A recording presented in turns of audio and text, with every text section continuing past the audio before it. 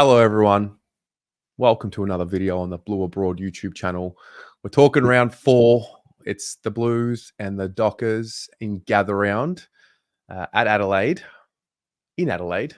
And we're bringing back a familiar Freo Dockers fan who's finally forgiven us for breaking his heart a few years ago. Druzy, mate, welcome back to the Blue Abroad YouTube channel. Thank you. I still haven't got over that heartbreak, I'll have you know, Terry. I'm coming for blood this week. I'm going to be in Adelaide with the boys home. It's going to be a massive game, both going in undefeated. So it should be a good contest. And yeah, ready to crack in. We have a very interesting exchange, you and I, every time Freo play, because in your mind, Carlton and Freo are like rivals. Can you maybe just make the case for why Carlton fans should look at Freo as a rival? To be fair, Carlton have just walked over us a fair few times in the last few years. So Freo might just be the dirt on your shoe, but when you're the dirt on the shoe, it doesn't feel good. So, we've had Mark Murphy kick a late goal against us, Jack Nunes, Sam Walsh at the G, nabbed Adam Chera for us. So there's just a bit of resentment from us against Carlton, I reckon. And I feel like we're both sort of developing in the same direction. We're both definitely on the up, and I think we got some big games in years to come, and this is one of them. Yeah. Well, mate, undefeated Freo getting the job done. Big wins against the Lions at home, obviously, or, at Optus, obviously. Really solid win against the Crows. What's the Freo story from a Freo supporter? The Freo story. Well, obviously last year didn't go to plan. We sort of we had big expectations going into 2023 after finishing 5th in 2022. But yeah, we lost some big players. Obviously, Blake Acre is another player that we've lost, and you know how important of a player he is on the wing. We lost Dave Mundy, and we were just a bit inexperienced last year, but we've had a massive off season. I think we're one of the fittest sides in the league. And we've seen that, like we've run over North Melbourne in the second half, the Lions and the Crows last week couldn't really match it in the fourth quarter. So we're definitely a side that's in the contest for 4 quarters now. And even though we're young, we are quite mature. So yeah, I think this is going to be a really tight matchup. I don't think it's going to be a walkover for any side. And I think the game's going to be up for grabs in the fourth quarter at Adelaide Oval. I am absolutely expecting a tight tussle. Yeah. Because I think Freo don't fear many teams, and we would fall in, Carlton would be in that category. I feel like there'd be a bit of because they got that, I don't know if you say up and coming midfield. I mean, Brayshaw and Sarong, they're here. This is them. They're like they've entered their peak, I think. Do you see it that way? Yeah, I also think Luke Jackson's become one of our most important players. Like last year, he was in the All-Australian sort of 40-man squad. We've introduced Hayden Young to the midfield as well. So yeah, like our midfield is very dynamic. Fife's got his body right finally. So he's back just doing what he needs to do for the squad. He's not trying to be the man anymore like he was when he was like a Brownlow medalist and stuff like that. He just sort of plays his role, gets the footy and gets it out to guys like Sarong and Young on the outside. But our midfield is really, really strong. So it should be a good matchup in there. We're both 2 contested sides that, pride ourselves on our stoppage work. And yeah, it's just going to be a contested battle and a real tight game all day long. On for young and old. So I was pretty confident against North because obviously the level of development that Carlton have gone through and where North are at. And also, North are pretty depleted in the defensive stocks, but that's not the case for the Dockers. They've got some serious defenders there and like Touchwood, but Alex Pearce looks to be fully fit. He's had some really unlucky injuries over the last few years, seems to start seasons well and then get hurt. What are the matchups in your view? Harry and Charlie, who goes to who? So I'd say Pearce goes to Curnow, and then I'd say Luke Ryan probably goes to Mackay, I think. Who would you say your most dangerous small forward is at the moment? You know what? That's a really good question because we are now entering this phase where there's 5 of them, 6 of them on the list that could play any given week, but there's only 2 or 3 spots. Most dangerous small forward in terms of we're different. Our big boys kick the goals and our small forwards apply the pressure. I think Lockie Fogarty's the one that he's got that defensive mindedness about him in our forward line. Doesn't kick as many goals, and then offensively, you're probably looking at. I mean, Motlop's probably not going to play because he's still hurt, but Matt always pops up, and he's a player that most opposition supporters say who, and that's just exactly how we like it. Yeah, I rate that. It's like a Lockie Schultz a few years ago. No one really spoke about him, but he'd still kick like 40 goals in a year. But our small defenders are doing work at the moment. Jordan Clark kept Charlie Cameron to no goals. I don't think he's had a goal kicked on him in his direct matchup this year. And Wow. James Aish as well. He might have against Adelaide, I could be wrong. But James Aish is doing a lockdown role as well. So we're tightening the clamps down back. It's good to see. Who goes to Jai Amos up forward and Josh Tracy? How tall is Jai Amos? Because I feel like he's sneakily tall. Yeah, I feel like he's like 196. Okay, that's crazy. Wow. That's exactly what I was feeling like. Well, if that's the case, then, I mean, Wiedering's the number one defender. So I dare say Wiedering would match up on Amos. And then your second forward, is it Tracy or is it Taberner? I thought Taberner was the... Okay. Well, so Taberner wasn't selected round one, and because like we had a few injuries, like Taberner's come back in, but he plays a different role these days, Taberner, because a few years ago we didn't have Amos and Tracy, and we have always been depleted in our key forward stocks. And Taberner was like our guy, but he's obviously not good enough to be the guy. But as like a third forward, he's all right. He actually does his role, so he's definitely not our most dangerous man. Like you'd be doing yourself a disservice if Wiedering played on Taverner and you let Jai Amos run him up because he'd kick 5 on you. Yeah. You think Taberner can kick 5 on Wiedering? No. Amos. Definitely not Taverner. Oh, Amos. Do you think Amos could kick 5 on Wiedering? Oh, maybe not Wiedering, but that's what I'm saying. If Wiedering goes to like a Tracy or Tabs, Amos could get off the chain a bit. But I don't expect that. I don't think anyone really kicks 5 against Carlton. Well, hopefully not. Hopefully not. We just brought back Marchbank, who then got concussed, so he won't play. And so for us, the question is, do you bring Brody Kemp straight back in, who's not so much of a lockdown defender, or do you go like Lewis Young, who I think the role for him is strictly lockdown if he were to play? So that's going to be interesting. Talk to me about Tracy, because he started to like develop, right? This is a guy that's like not new on the scene, but he started to really play more consistently.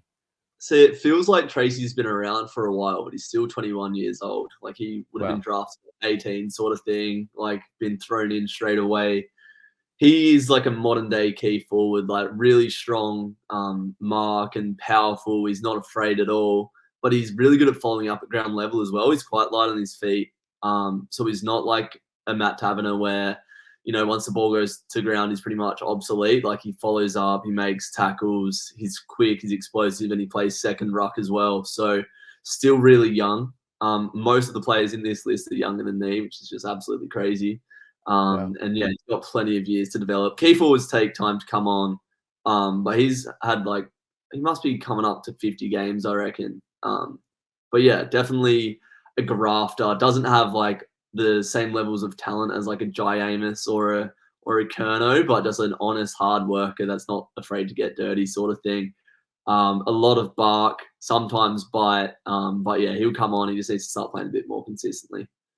Yeah, right. So you got upside. I'm hearing upside. I'm hearing that you're undefeated and you still have young guys with plenty of upside. Definitely. Well, all the teams we've beaten haven't won, but you can only beat what's in front of you, right? Mate, absolutely. The Crows.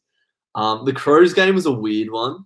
We were really fumbly for some reason. I'm not sure what it was. Like maybe the crowd got to us. I don't know what it is because it was like our biggest crowd we've ever had outside of a derby. I don't know if that plays a role. But like once it got later into the game, we were just running all over Adelaide. So yeah, I think our fitness, as I said, our endurance, and we can build into games. We're starting to sort of adjust in games. We're not the Freo of old. We're definitely on the up. So lots of optimism this season. Okay. So we're filming this on Monday, so we've still got quite some time, a bit more news to come out with players available. But will there be changes for Freo? I'm actually not sure because we went into Adelaide unchanged after the Roos as well. So you sort of want to keep that continuity. Who have we got coming back? I reckon Heath Chapman could be a shout to come back in. Oh, he's a stud. I like him. He's very good. He's had such an injury riddled start to his career, but he's an absolute gun. I'd say, yeah, he'd probably be the only one that I could see coming in. But there's not going to be wholesale changes at all because we've come off 3 wins. So I think we'll keep the continuity there. What about you guys? So, well, we just got news this morning that Sam Walsh is back in full training. I don't think that they will play him this week. I think we'll just be super cautious with him. And also our midfield is doing a pretty good job as it is. We've got a young boy named Jack Carroll who's starting to just emerge in the fold, which is really exciting. And he's holding down his spot pretty well. I think Marchbank will definitely come out. And then the question is it Kemp or Young? I think it'll be Kemp. But I am wary that if we have too many of these, like attacking defenders, then we might get caught out. I don't know. It depends how we play. We do definitely now play, interestingly enough, we've added this layer of scoring off turnover and starting the scoring chains off back half, which is something we just could not do last year consistently enough. So that'll be interesting. Motlop might be available, but I'd probably say he won't be available if I was guessing. Honestly, I think that's it. I think it'll be just Marchbank out for whoever comes in. And then we'll sort of see how that one plays out. But I don't know. It's a clash of the Titans, mate. It's like the Kings of the West over there. Like, you guys know that there's no more competition out west. It's just you. Yep, and I'm loving it. I watched the West Coast and Bulldogs game yesterday, and for like a quarter, I was like, "Oh, West Coast are looking all right." And then as soon as the Dogs got control of the game, it was over. So, it never gets old seeing West Coast get pumped. But we're not here to talk about West Coast. No, we're not. We're not at all. Now, yeah. Did I just lag out, or are we on? Yeah, you just lagged out. It's all right. Got you back. You were just talking about like scores off turnover. Is that sort of alluding to like your pressure high up the ground that you're starting to add to your game? Is that what you're talking about? So last year and probably the year before, we were known as the score from stoppage, and our clearance game and our midfield game was our one wood. And I think early in the year last year, we probably tried to add the element of moving the ball out of the back half, but we just couldn't figure that out. And that got us into a bit of a hole, which is probably why we went back to just do what we're good at, which is, around the stoppages. And then this year, I mean, McGovern's really lifted his output. We've got Zach Williams back there who's, nice by foot. Sard's obviously there. Newman's there. They use the ball well by foot. We definitely are pressuring a lot better than what we have been in the past. And, against North, again, I don't know how much to read into it, but the reality is it was 70 points off turnover. So that's pretty significant. And that's just not something I'm used to seeing from the Blues. And I think if we can add that element to our game consistently enough, plus I think we've already proven that we're a pretty good midfield, stoppage team, that's going to bode well for us, especially if, any team is going to be making mistakes throughout the game. And then the big thing for us at the moment is efficiency going inside 50. That's the biggest challenge right now. It doesn't go in. Sometimes we get sucked into knowing that Harry and Charlie are there and just putting it on their head as opposed to having a little bit more method. But I mean, it's easier said than done when you've got a team like Freo who put the heat on. They're little nasty little bastards. They just get right in your grill. It's pretty cool. Yeah, you were talking about how you guys are sort of like your best at scoring from stoppages, or you're known for that. Freo is probably the opposite. Like we are a very high pressure side. We force the turnover because that's the time when your team's most likely to score, because obviously the defense isn't set when you can turn the ball over, especially if you're in the front half. And that's what we're really good at. Guys like Sam Switkowski, Walters, Tom Emmett bring that heat from our forwards. Tracy even. We bring a lot of pressure for 4 quarters, and you need to be a fit side to do that. But then again, like when it goes to the stoppage, we got Caleb Sarong, who's one of the top favourites of the Brownlow at the moment. Brayshaw and Young, who are going to be there all day. So they're going to have their work cut out for them coming up against Cripps, who's probably the best player in the comp. But yeah, I think we match up really well. Real strong contest sides, strong defensively. We both like to take the game on through the corridor. So I expect fireworks on Saturday, Terry. Okay. Oh, the other thing I forgot to mention. So Cripps, we don't know yet because his lovely partner is giving birth. She's due this week. So we don't know for sure if he'll play. What we know right now is that he will likely be flying up to Adelaide a little later than what the team are, so we can be there for the birth of the child. And I mean, there's a due date and then there's when the baby comes. So if the baby comes a little later, then we might be forced to omit Cripps. So if that's the case, next man up, mate. We've got this squad mentality now, you know. I'd be happy. I think everyone would be happy for Cripps to have a day off and, you know, see the birth of his child. It'd be a lovely day for the Carlton Football Club. The new Cripps coming through. And Freo don't have to go up against one of the best players in the comp. So I think we'd all take that. Yeah. Mate, a little bit about you. You've gone on a little journey. So we didn't get you last year because you were away. You've been living abroad, Freo abroad. And now you've come back and you're living in the big smoke. So from Perth to the UK, now you're in Melbourne. Talk us through what's going on in your world. Yeah, so obviously just did 12 months away, went to 16 countries, lived a little bit, learned a bit about life and that sort of stuff, and had a lot of fun, run amok. But yeah, sort of trying to take my career a bit more seriously now, and thought I'd come to the big smoke in Melbourne to follow footy a bit more closely. Hopefully start to work in my career as a strength and conditioning coach, and yeah, just footy really. So hopefully, yeah, start to meet some new people, get amongst it in Melbourne, and yeah, see where it takes me. What's your impression of Melbourne so far? It's good. It's good. It's a lot of fun. Plenty to do. I feel like you don't like Westerners as much, but that's all right. We just don't acknowledge that they exist. That's kind of. It's not that we don't like them. I'm sure they're great. I'm sure you're all great people. We're just so caught up in our own Melbourne bubble that we forget that there's another world out there. Yeah, no, that's true. Well, Melbourne's one of the best cities in the world, to be honest, so I can't blame you. But at the same time, it's not the only place in the world, Terry. So broaden your mind. Perth's a beautiful place, and it's home to the best football club in the land. So we're going to pump you on Saturday.